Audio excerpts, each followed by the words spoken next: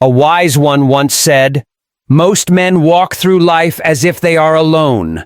Not just alone in the world, but alone within themselves." Pause and think about that for a moment. Alone within themselves. That might sound counterintuitive, mightn't it? How can one be alone in their own inner world filled with thoughts, emotions, memories? And yet it is a pervasive reality. They chase power, but they feel powerless. Why would someone who seeks power still feel powerless? Because the power they seek is external, while the powerlessness they feel comes from the disconnect with what is internal. They seek guidance, but they walk without direction. Have you ever found yourself desperately craving a sign, a piece of advice from someone or something outside of yourself, only to still feel adrift, unsure where to go next? That's seeking guidance in the wrong place. They pray with their mouths but doubt in their minds. Ask yourself, how many times have you uttered words of prayer, pleas for intervention, only to be plagued deep down by skepticism about your own capabilities, about whether the prayer will be answered? This dissonance between your words and your inner state is a symptom of an internal split. And the reason for all of this is simple. They have forgotten what lives within them, not behind them, not above them, not far off in the clouds, unattainable and distant, but within. Deep inside of you, there is a presence, a flame so ancient that its wisdom precedes common understanding, so intelligent, perfectly designed to express through you, unique to your being. It is not a vague concept, not some distant philosophy. It is a living reality. If you truly understood what it meant to carry it, if you truly recognized the nature and the potency of what lives in you, you would never ever question your next step again. You are not meant to live as if you are empty. Your life is not meant to be a struggle, pushing forward laboriously, as if the answers are always somewhere else, always to be sought. Unearthed, chased down. You are not required to beg for strength you already possess. Listen closely to that. The strength you need is not something you have to acquire or accumulate. It was placed there from your beginning. But there's a crucial word here. You must remember. You must remember why. Because the world will try to make you forget this truth. The world is loud with misleading messages. It teaches you to wait for signs from the outside, to pray for rescue as a victim, to earn the right to be guided through, striving through, proving your worthiness to the external world. But infinite intelligence, the mind of God, was placed within you the moment you were born. And not as an abstract philosophical idea, not as a dry set of laws, not as a vague force, but as a voice. A voice that doesn't scream for attention. A voice that simply knows. It knows the path. It knows the timing.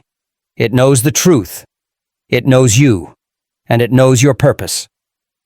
The tragedy is not that most people are weak. That's a common misconception. The real heartbreaking tragedy is that they do not know who is living in them.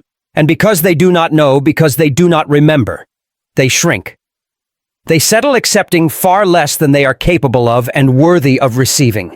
They follow listening to others instead of the inner voice. They mimic living someone else's life, a life they admire or have been told they should resemble. They drift passive, purposeless, reacting to the world instead of creating. And all the while, during that passivity and shrinking, they still carry the power that built mountains, parted seas, shaped civilizations. That immense power is still patiently waiting to be claimed by you.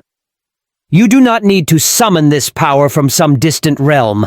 You need only to align with it. You need to become one with it. And the first alignment, the most fundamental, is this. You must learn to act as if God is within you, because He is not when you become perfect. There will never be a perfect magical moment to begin operating from this presence. Not when you feel holy or spiritual. Feelings fluctuate. This presence does not. Not when the whole world agrees with you or validates you. Validation comes from within, not from outside, but right now. Right this very moment, as you are reading or listening to these words, even in your doubt, even in the weakness you may feel right now, even in your anxious silence. Why? Because that presence does not appear when you are ready, by your ego's standards. It appears when you remember. And this remembering is not a fleeting emotion that comes and goes. It's not a temporary state of being. This remembering is a decision. It is the moment you stop living from the state of forgetting and make a conscious decision to live from that eternal truth. And once you make that decision, once you commit to living from that truth, you do not walk the same again. Your walk gains weight, intentionality. You do not speak the same again. Your words gain authority, clarity. You do not live the same again. Your entire life, your energy shifts. Why? Because now you walk with the conscious knowing that I carry the divine and I act accordingly. To act as if God is within you is not to pretend it is not an inflated ego performance or a false confidence boost. It is not an external religious posture that lacks internal depth.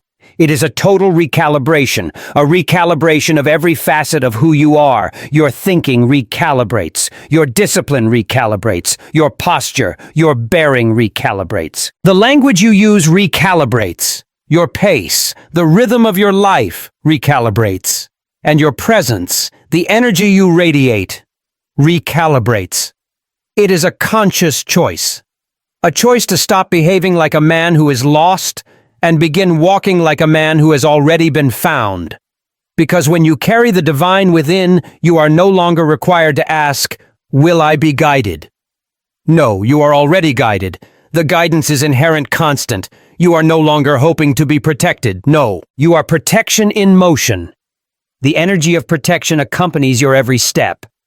You are no longer waiting for wisdom. No, you are moving with wisdom. Wisdom is embodied through your actions. What does this mean in practical terms? It means you do not speak with fear lurking behind your words. Your words originate from a place of peace and certainty. You do not move with apology in your footsteps. Every step you take is a declaration of sovereignty and purpose. You do not seek permission to exist, to build your dreams, to believe your truth. The authority to do all of that is already vested within you. You do not shrink yourself to make others comfortable or to avoid causing ripple effects.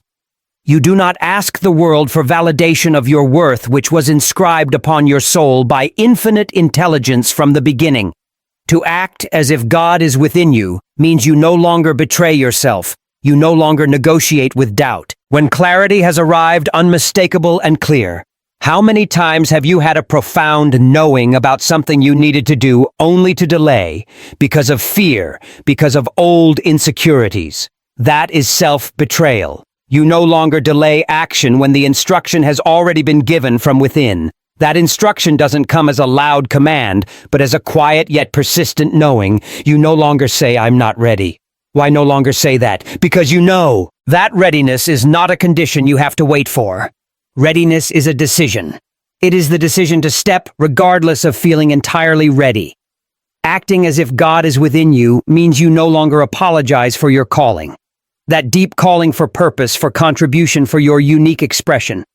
You don't apologize for it or diminish it.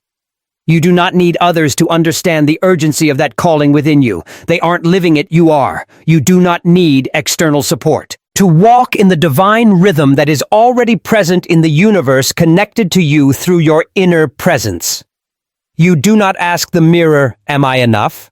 You no longer need to ask that question because you carry the answer inside the question. The answer is always, yes, you are enough and more. It means you sit differently. There's a grounded stillness. You walk differently. There's an undeniable certainty. You pray less like a beggar and more like a partner with the infinite who is seeking to express through you. You no longer say, "Please show me the way." Instead, you say, "Thank you for what I already know." That's the shift from perceived lack to internal abundance when God is within you. You do not need to prove anything to anyone. Your worth, your power, your purpose doesn't require external explanation or validation. But you must protect everything. You protect your energy. Energy is precious. You protect your time. Time is limited and sacred. You protect your peace of mind. Peace is the ground for alignment. You protect your thinking from negative invasion. Why such protection? Because when you carry something sacred inside your environment, must be shaped to match it. Your inner energy needs a congruent space to grow and express. You no longer eat what weakens you. That's not just physical food, but also mental food. Negative news, unproductive gossip, toxic information streams. You no longer listen to people who drain you. Relationships that criticize, doubt, pull you down. You no longer keep company with voices that mock your vision, that dismiss your dreams or your inner truth. You guard the gate to your mind, to your heart, to your time, because that gate is holy. To act as if God is within you means you carry a certain spiritual quietness, a stillness that has weight, not emptiness. You don't need to defend yourself constantly against criticism or judgment. You know your worth and don't need constant external validation. You don't need to explain your every move. Your choices come from inner guidance, and that is sufficient. You don't need to be loud to make an impact or be effective. True impact comes from depth, not volume. You walk in authority, not because of who you are according to titles, fame, or social status, but because of who is walking in you. And let me tell you, people feel this. They don't always know what it is, but they know when they're in the presence of someone who does not move from ego or fear, who is not chasing fleeting popularity. They are in the presence of someone who moves from internal alignment. That's what it truly means to act as if God is within you. It's not a loud claim, a declaration for the world to hear. It's consistency in your smallest daily actions. It's not an abstract belief system. It's a behavior pattern, a way of living. It's not just words. It's witness, a living testament to that truth. And that witness speaks louder than anything your mouth could possibly say. So I ask you, have your actions caught up with your true identity? Do your daily habits reflect what you say you carry? Does your tone, your pace, your personal discipline show the world that you are not alone when you walk? Because the ones who carry the divine within do not need to prove it with loudness or explanation. Their behavior is the proof. Once a man begins to act as if God is within him, he no longer lives for approval from others. That need slowly dissolves. He lives for expression. Not self-expression of the small, insecure ego, but divine expression through his unique human form. You see, infinite intelligence is not a static, unmoving force. It does not reside in you like a statue in a temple just sitting there inert. It moves, it speaks, it creates, and it requires a vessel. It needs a mind to think through it. It needs a mouth to speak through it. It needs hands to build and create through them. And if you will not offer yourself as a willing vessel, if you keep the inner door closed or stay too busy with other noise, the infinite intelligence will move to someone else who will make themselves available as that channel. Why? Because the divine does not wait on mere potential. It flows through availability. The readiness to be a channel, to listen, to obey, to act. When God lives in you, you become a channel. You begin to feel thoughts. That didn't come from your regular study or research. Ideas arrive carrying a weight and depth beyond your current level of knowledge. Words arrive faster than your ego can prepare, filter, or modify them. And if you try to take ownership of it, if you beat your chest and say, "Look what I've done," you sever yourself from the source. That's the ego inserting itself. But if you say with humility and obedience, "Use me again," the power continues to flow through you. This is what the world often doesn't understand about spiritual genius. It is not man achieving greatness by his own effort alone. It is the divine expressing greatness through man, and that expression only comes through the available and the obedient. So when the divine begins to express through you, you begin to speak differently. Your words stop seeking attention, stop trying to impress. They start becoming instruments of insight, of healing, of creation, of movement. You begin to write differently. You do not write to impress, to be validated. You write because the message is already burning within and must be released. You begin to move differently, Every decision, every action is shaped by an invisible alignment that you no longer have to question or second guess. You begin to sense timing. You say yes when the moment feels ripe organically. You say no firmly, without guilt or fear of disappointing others. You are no longer guessing, no longer relying on limited analytical logic. You are tuned to the divine frequency. You may not always feel holy. You may not always feel ready. But that does not matter. Why? Because God does not wait for your mood to match your mission. He moves through the man who shows up again and again regardless of how he feels. He speaks through the mind that remains quiet enough to receive and bold enough to release what was received. And so the pressure changes. You stop trying to come up with the perfect thing to say. You stop trying to map out the entire future rigidly. You stop trying to own the outcome. Why? Because your role has changed. You are no longer the source, creating everything. You are the servant of the source. And in that role of servitude, there is no pressure, only obedience to the inner instruction. There is no competition with others, only your unique calling. There is no comparison of yourself to anyone else. Only clarity about your path and your unique part to play. Because once you realize that the divine is trying to move through you, you stop asking, "Am I worthy?" And you start asking, "Am I ready to be a channel? Am I ready to obey?"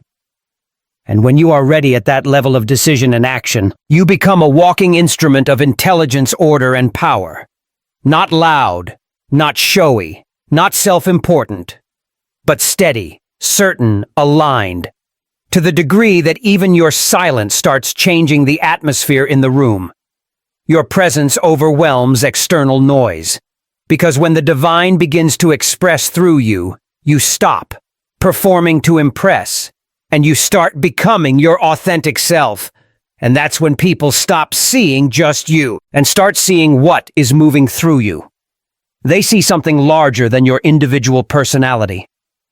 Let us now expose the lie, the quiet deception that has paralyzed millions of gifted, spiritual, capable people. The lie is this: I'll act when I'm ready. Let me speak this plainly without softness. You will never feel truly ready to carry what you were born to carry. Why is that the case? Because divine assignments, high callings, do not arrive at your level of comfort. They arrive at your level of obedience. Let's be clear. Readiness based on feeling is just a feeling. Obedience is a decision. And if you live according to feelings, you will die with unused potential. The man who waits to feel worthy, the woman who waits to feel holy, the mind that waits to feel qualified, all miss the moment, because the divine never gave you instruction based on your mood. It gave instruction based on your alignment. And when that alignment is felt, when the quiet knowing appears, you must move immediately. You don't act because you understand everything. You don't act because you feel perfect. You act because the signal was given. And here's the key. The divine signal is usually not sent twice in the same way or with the same initial intensity. Every divine calling, every great opportunity arrives with a short-lived gate, a spiritual window, and those who act inside that gate become instruments of power. Those who delay watch the window close, not out of harsh punishment, but because momentum was passed on to the one who moved. The energy went in a different direction. You must stop negotiating with your emotions. You must stop waiting for your external circumstances to confirm your calling. You must stop assuming that God will delay his plan until your insecurities are satisfied, because he will not do that. The grand plan does not wait for your small fears. The moment you receive the inner knowing that this is the time, that this is your message to share, that this is your opportunity to step forward. The moment that inner signal arrives, you become accountable. Accountable to that truth, to that calling. And the man who delays that accountability, who says, maybe later, who says when I feel more confident, who says when I have more proof, has already disqualified himself from the anointing associated with that moment. Why? Because power flows through the man who is ready at the level of decision, not the one who is perfect.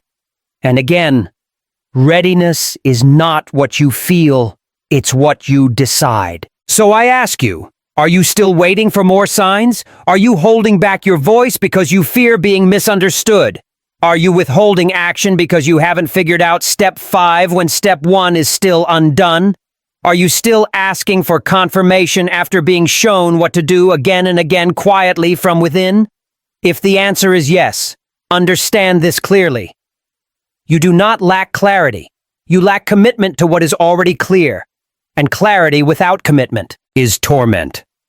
You will feel it every morning when you wake. The knowing, the pull, the guilt of delaying the ache in your soul. Not because you're cursed, but because you are chosen. And if you ignore the call, please do not ask for the calling to come again. Act on the one that has already come. Because the divine does not waste energy. It will not keep giving instruction to a mind that is waiting for emotional alignment first. The moment you say yes, without full understanding, without full preparation, that is when everything begins to align. Resources begin to arrive on your path. Confidence builds in motion. Not beforehand. Power flows to your hands because they are already busy taking action. And the fear that once ruled you starts falling away. Not because it disappears entirely, but because it cannot keep up with your pace. You must act before you feel ready, because readiness is the reward of obedience, not the prerequisite move first, and everything you thought you needed will begin to meet you on the path. Because that's how the divine works. Faith is not proven by stillness, by waiting. Faith is proven by motion. So I say to you one final time in this phase, do not wait until your hands stop shaking. Move while they're shaking. Do not wait until your voice feels steady. Speak while it trembles. Because the man who obeys right in the middle of his fear will one day walk in a power so profound that fear will no longer recognize him. There is a kind of power that cannot be faked. It does not come from wealth. It does not come from titles. It does not come from how many listen when you speak loudly. It comes from who you are before you open your mouth, from the weight you carry, right in your silence. And that weight, true weight, only comes when a man has remembered that God is within him. Most people raise their voices to be heard, to assert themselves. The man who walks with inner authority speaks softly, and still everything leans in to listen. He does not need to sell himself to promote his value. He does not need to be validated by others. He does not need to prove that he belongs somewhere, because he already knows that he does. This kind of man does not speak to impress. He speaks when necessary. He listens more than he talks. He does not enter every single unproductive debate. He does not explain truth to those who are committed to misunderstanding it. He does not wrestle with external noise, because noise is no match for presence. And presence, true presence, is not the result of charisma or cultivated skill. It is the consequence of internal alignment. The more deeply aligned you are with what lives inside you, the less desperate you become to be seen or recognized on the outside. You carry a spiritual gravity. People feel it when you walk into a room. They cannot define exactly what it is, but they respect it. They sense that your confidence doesn't come from thorough preparation. Though preparation is good, but from internal possession, possessed by purpose, by presence. You are possessed not by fear, but by divine purpose, not by performance, by external show, but by authentic presence, not by needing to be known by others, but by being already known by the one who lives within you. This is why the man who walks with God inside no longer acts like he's searching for something lost. He walks like he has found it. Not found every single perfect thing in life, but found the one thing that shapes all others. His confidence is not loud. It is calm. It is anchored, unshakable. It cannot be bought with money. It cannot be faked, and it cannot be explained to those who haven't yet tasted it for themselves. Here is the paradox. The closer you come to the divine within, the less you need to declare it externally. Your stillness becomes your deepest sermon. Your decisions become your living doctrine. Your walk becomes your most powerful witness. Why? Because when you no longer need to convince the world of your power, the world starts responding to you in ways it never did before. Opportunities flow faster. Opposition feels weaker, less significant. Criticism shrinks in importance, and peace becomes your constant environment. Not because life magically becomes easy, but because you have become steady internally. Confidence is not noise, authority is not volume, and spiritual alignment does not scream. It moves differently. It knows how to pause. It knows how to breathe deeply. It speaks when it's time, and not a second earlier. It answers when called by inner promptings, but never chases external applause. It builds slowly, but what it builds lasts forever. So if you are still trying to be loud enough to be respected, still trying to outwork your internal insecurity through frantic effort, still trying to prove that you carry something valuable, stop. Be still. Be consistent in operating from within. Be faithful to what you already carry. Because the loudest man in the room is not necessarily the most powerful. The most powerful man in the room is the one whose silence makes others uncomfortable. Why would silence cause discomfort? Because it reminds them of what they have forgotten within themselves. Let them feel it. Let them notice your calm. Let them misunderstand you, mislabel you, misjudge your restraint and measured pace. You are not here to impress anyone. You are here to embody the truth within you. And once you do, your silence becomes louder than any performance they could ever put on. Let's stop for a moment. You say you want to walk in power. You say you want to live with conviction. You say you're waiting for the right time to begin acting like God is within you. But tell me what happens when you forget. Not in abstract theory, I mean in your real life. What happens when you wake up and you don't remember who you are in connection with that divine presence? You shrink. You second-guess yourself. Double-check everything 2 or 3 times. You rehearse conversations in your head that haven't happened yet. You let one small comment from an insignificant person shape your entire sense of worth. You scroll through your mind's anxieties and negative thoughts instead of commanding it, directing it. You look in the mirror, not for vision for the future, but for permission to be yourself, to take action. You start asking weak, limited questions like, am I ready? What if I'm wrong? What if they think I'm too much? Who do I think I am? And that's the moment you've already lost. Not because the world is against you, but because you've stepped out of alignment with what lives within you. The shrinking happens fast. It starts in your posture, your bearing, shoulders slumped, eyes averted slightly. Then it moves to your voice. It becomes smaller, more hesitant, lacking certainty. Then it touches your decisions. They become cautious, driven by safety instead of guidance. And soon, you are no longer living. You are just surviving, managing, maintaining things at a minimal level, drifting downstream instead of steering the ship, and you'll justify it. You'll say things like, oh, I'm just being humble, or I don't want to be arrogant, or maybe I should wait until I'm more experienced, or simply, I'm just tired right now.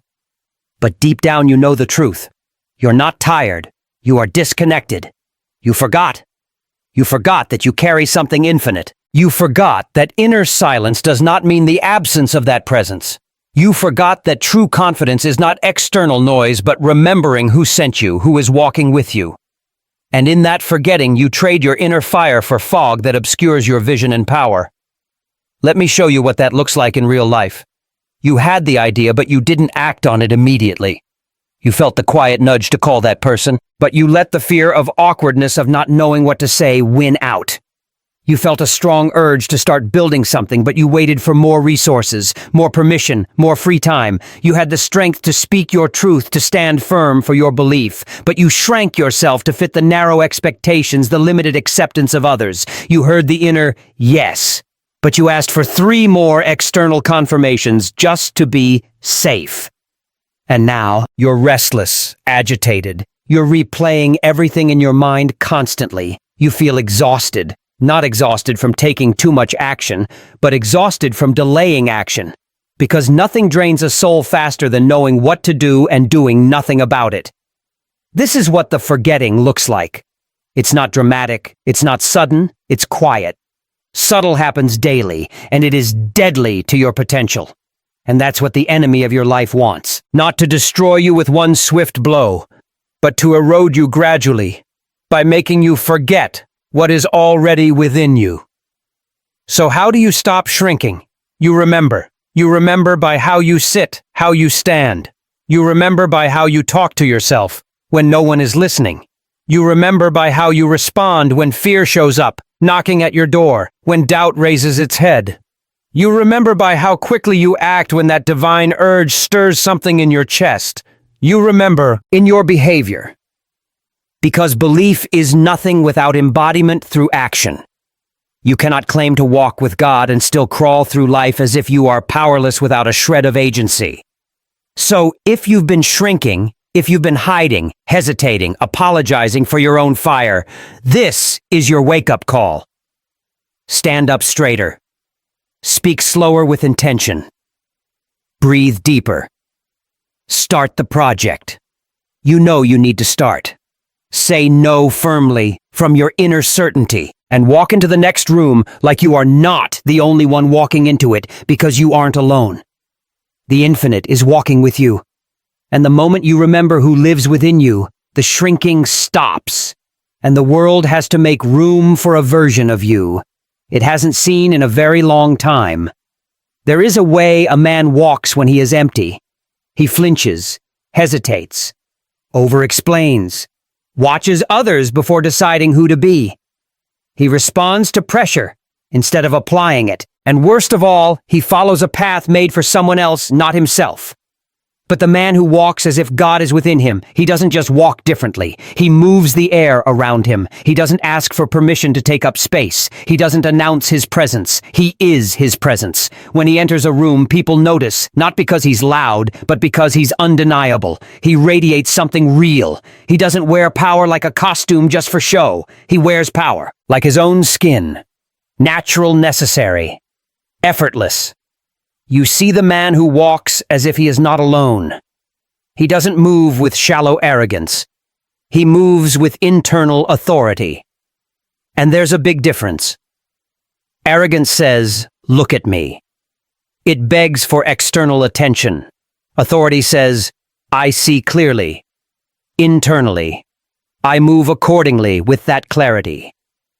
Arrogance inflates itself with hollowness. Authority is grounded deeply, certain within, silent and dangerous in its very stillness. When you walk as if God is within you, you slow your pace down a bit. Not because you're lazy, but because you no longer have to chase anything. What needs to be found is within. You stop running from silence. You crave it.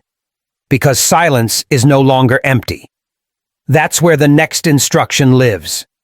You speak with intention. Fewer words, but more weight. No fluff. No insecurity hiding behind the tone. You look people in the eye, not to challenge, but to reveal. I'm not here alone. You stop apologizing for your presence. You stop shrinking yourself to be accepted. You stop asking, "Is this okay?" You start living as if you've already been sent, already assigned a mission. This is what happens when the divine within becomes not just an idea, but an atmosphere you carry. You create inner gravity. You attract what is aligned with you. You repel what isn't. You carry a peace that no storm from the outside can touch, because you no longer draw energy from the external world. Primarily, you walk as if the voice that made galaxies is also walking with you. And once that becomes a living reality in you, you don't look for external signs anymore. You become the sign for others. So the next time you walk into a crucial meeting, when you face a difficult decision, when you step into a conversation that used to shake you, remember who is walking with you, and walk accordingly with that realization. No more looking around to see what others are doing. No more searching for the right vibe to match. No more giving your power away to the loudest voice in the room. You walk with the quiet power of a man who knows, "I am not alone. I never have been." and everything I need to say to build to become is already in motion within me. Walk like your footsteps carry weight. Walk like your silence is deliberate, full of meaning. Walk, not like you are just moving through life, hoping things will work out. Walk like you are walking with the one who wrote the outcome, because you are doing that. And the sooner your body reflects what your spirit already knows, the more unstoppable you become. Now, when you say, God is within you, when you believe in divine power, when you want to walk in alignment with infinite intelligence, you must make room for him. Have you cleared the space? Have you silenced the noise in your mind and your life? Have you removed the distractions that block that inner signal? Because if your mind is full of fear, if your calendar is full of things that drain your energy, if your environment is full of voices that mock your calling, then don't tell me you're aligned. Don't tell me God is within you in any effective way if he is truly there. Then, where is the space for him to speak? Where is the space for him to act? You cannot host the divine in a house that is too crowded and cluttered. You cannot carry infinite intelligence in a schedule ruled by constant distraction. You cannot hear what's sacred if all you listen to is meaningless external noise. This is why most people never feel the power they claim to believe in. Because their lives are too full of everything except what actually matters. They say they want clarity, but they never sit in silence long enough for clarity to emerge. They say they want answers, but they never stop consuming external input long enough to receive an internal one. They say they want to hear God, but they've handed their attention away to the noisy world. Let me be clear about this. Your life is too loud for a whisper to survive, and God doesn't yell, he waits. He waits for the space to be cleared. He waits for your nervous mind to quiet. He waits for the chaos you've normalized to be released. He waits for your real yes, not a yes spoken with your mouth, but a yes demonstrated by your openness and action. So what does that look like? It looks like waking up and listening instead of immediately reacting to your phone, to news, to anxiety. It looks like taking 10 minutes not for more external motivation or information, but for sacred stillness. It looks like saying no to conversations that pollute your peace. It looks like cutting ties with relationships or environments that cheapen your energy, that devalue you. It looks like practicing fasting, not just from food, but from everything that clouds your inner vision. It looks like guarding your ears like sacred gates, only allowing in what elevates you. It looks like watching what you consume information, entertainment, emotions. Not because you're fragile, but because you are carrying something holy inside and it needs to be protected. You don't need to ADD more to your life. You need to subtract what is blocking your power from expressing. Because the God within you doesn't shout over your distractions. He waits for room, and when you clear it, he fills it. And suddenly, you think more clearly. You know what to say without rehearsing it. You feel strength without forcing it. You speak with weight even in soft words. You move with peace even when there is pressure from outside, but only when space has been made. And that space isn't just physical, it's emotional, spiritual, energetic space. Ask yourself, what am I holding on to that crowds my spirit? What relationships have expired, but I'm still carrying out of obligation or fear? What guilt, shame, regret, and past versions of myself am I dragging like dead weight? What patterns am I stuck in, not because they serve me, but because I am afraid of the stillness that will follow if I dared to let them go? That's the hard truth. Some of you keep your lives loud, your minds busy, because silence would force you to hear what you've been avoiding. But in that silence is where God lives. In that stillness is where alignment begins. In that open space is where your next instruction is waiting. So if you truly believe he is within you, start proving it by what you remove from your life, because the clearer the room, the louder the whisper becomes. And the louder the whisper, the more unshakable your steps become. Make room. He's already there. Now let him move. There comes a moment in every life when the questions must stop. The begging, the wishing, the restless searching, the frantic prayer that sounds like, when will someone help me? When will the way become clear? When will I be given the power? And the answer, though few are willing to hear it, is this: You were not meant to keep asking. You were meant to become the answer. You were not created to chase certainty from the outside. You were designed to embody it, to be the very embodiment of certainty. You were not placed on this earth to wonder who will rise up and lead. You were placed here to rise yourself, so others remember they can too. But here is the tragedy. Most will never rise, not because they lacked opportunity, but because they never believed they were chosen to become the solution they waited for. They waited for the right man to lead. They waited for a perfect mentor, a guru to appear. They waited for the right door to magically open for them. But what if the door is not something you knock on? What if you are the door? What if the answer that you keep searching for in the world has been begging for permission to live through you all along? You don't need more time. You don't need another sign. You don't need to be discovered or validated by anyone else. You need to decide. Decide to walk into the unknown with the confidence of one who knows he is not empty. Decide to stand where others tremble. Decide to speak when the moment calls for it, even if your voice has never been used that way before.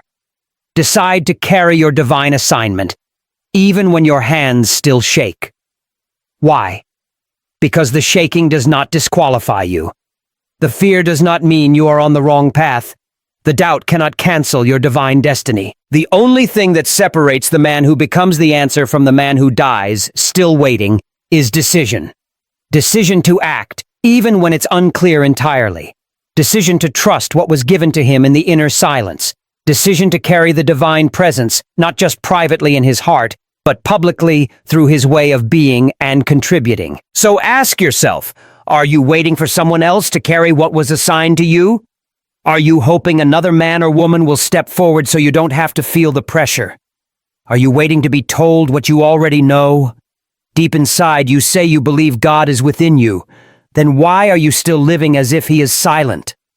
The truth is, he has spoken, and now he waits, not to lead you from outside as a taskmaster, but to lead through you as a living presence. There are people watching you right now not for entertainment, but because your next move gives them permission to remember their own calling. There are situations waiting not for the right idea, but for your alignment to unlock the divine timing for everything else.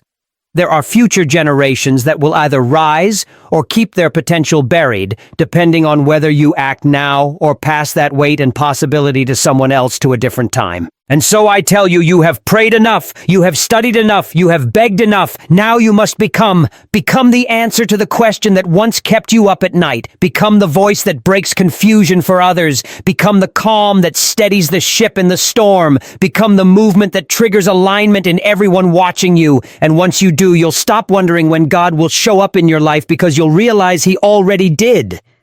He showed up. When you showed up and started embodying the truth, you've heard enough. You've waited long enough, you've hesitated long enough, and now you must walk. Not because you have all the answers perfectly mapped out, not because you feel perfectly strong, not because the path is smooth and easy, but because you have been chosen to carry something greater than certainty, conviction.